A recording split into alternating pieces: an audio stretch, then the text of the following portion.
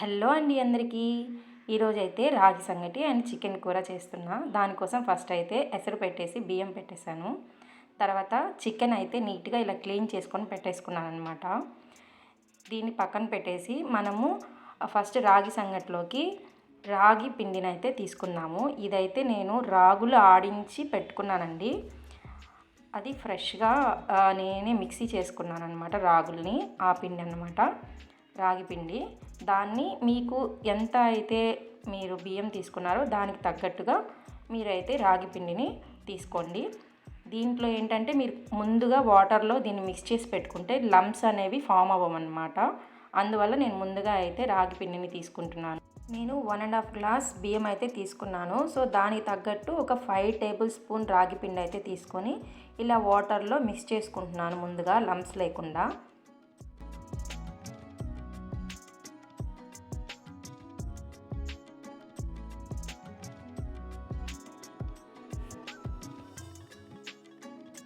చూసారు కదా, ఇలా లమ్స్ లేకుండా మీకు ఉండలేమి కట్టకుండా ఇలా నీట్గా ఒకసారి కలుపుకొని పక్కన పెట్టేసేసుకోండి. ఇప్పుడైతే మనం నెక్స్ట్ ప్రాసెస్లోకి వెళ్దాము. ఇప్పుడైతే చికెన్ కర్రీ చేసుకోవడం కోసం నేను ఒక మీడియం సైజ్ 2 టమోటాలు అండ్ ఆనియన్స్, పచ్చిమిర్చి, అలాగే గార్నిషింగ్ కోసం కొత్తిమీర తీసుకున్నాను. వాటిని నీట్గా చాప్ చేసుకొని పెట్టేసుకుందాం. తర్వాత ఇక్కడ చూసారా, మనకి రైస్ అయితే బాగా ఉడికిపోతుంది. ఇంకా కొంచెం ఉడకాలి.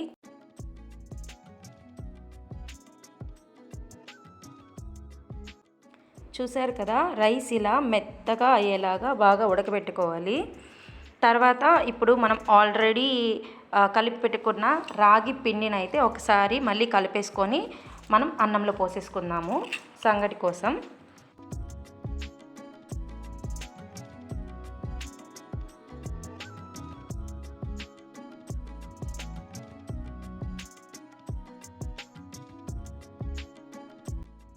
ఇప్పుడైతే మనం ఒకసారి మొత్తం పిండంతా అన్నంలో కలిసిపోయేలాగా కలిపేసుకోవాలి.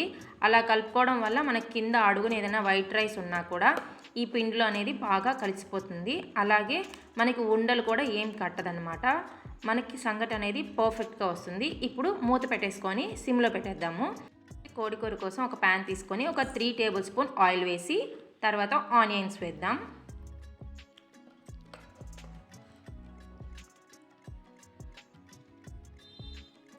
తర్వాత టమోటాలు కూడా వేసేసుకుందాం. ఇప్పుడైతే కొంచెం సాల్ట్ వేసుకుందాము టమోటాలు మగ్గడానికి. టమోటాలు అయితే బాగా మగ్గిపోయిన తర్వాత పచ్చిమిర్చి కూడా వేసేసుకొని కొంచెం అల్లం వెల్లుల్లి పేస్ట్ కూడా వేసేసుకుందాం అందులోనే. తర్వాత వాటిని బాగా కలిపేసుకొని పసుపు అలాగే కారం కూడా వేసి బాగా కలిపేసుకుందాము.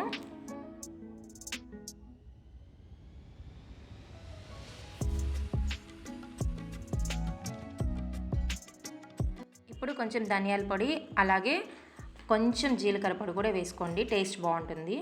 తర్వాత కొంచెం గరం మసాలా, చికెన్ మసాలా, అలాగే నేను కొంచెం హోమ్మేడ్ గరం మసాలా చేశాను, అది కూడా వేసుకొని ఆల్రెడీ క్లీన్ చేసి పెట్టుకున్న చికెన్ వేసుకొని బాగా కలిపేసుకోండి. తర్వాత దానికి మీకు ఎంత అయితే పులుసు కావాలో దానికి తగ్గట్టుగా వాటర్ అనేది పోసేసుకోండి. ఎందుకంటే సంగటి కాబట్టి మనకి పులుసు అనేది ఎక్కువగానే పడుతుంది. అలాగే మనం స్టార్టింగ్లో సాల్ట్ కొంచెం వేసాం కాబట్టి చూసుకొని కొంచెం సాల్ట్ వేసుకోండి. ఇప్పుడైతే నాకు సంగటి ప్రిపేర్ అయిపోయింది.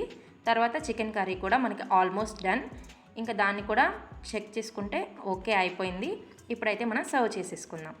ఇలా సంగటి ముద్ద చేసుకొని, నాకైతే సంగటి ప్రాపర్గా ముద్ద చేయడం రాదండి, అందుకని ఇలా చేశాను అనమాట. ఇప్పుడు ఈ సంగటిలోకి కోడికూర వేసుకొని సర్వ్ చేసుకుందాం.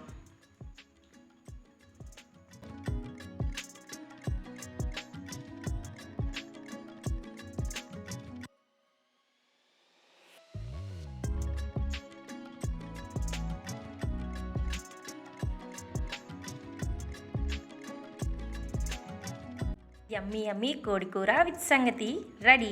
తినేద్దాం రండి. నా వీడియో కనుక మీకు నచ్చినట్లయితే ప్లీజ్ లైక్ చేయండి అండ్ సబ్స్క్రైబ్ చేసుకోవడం మర్చిపోకండి. ఈ వీడియోకి ఇంతే. నా తర్వాత వీడియోలో మళ్ళీ కలుద్దాం.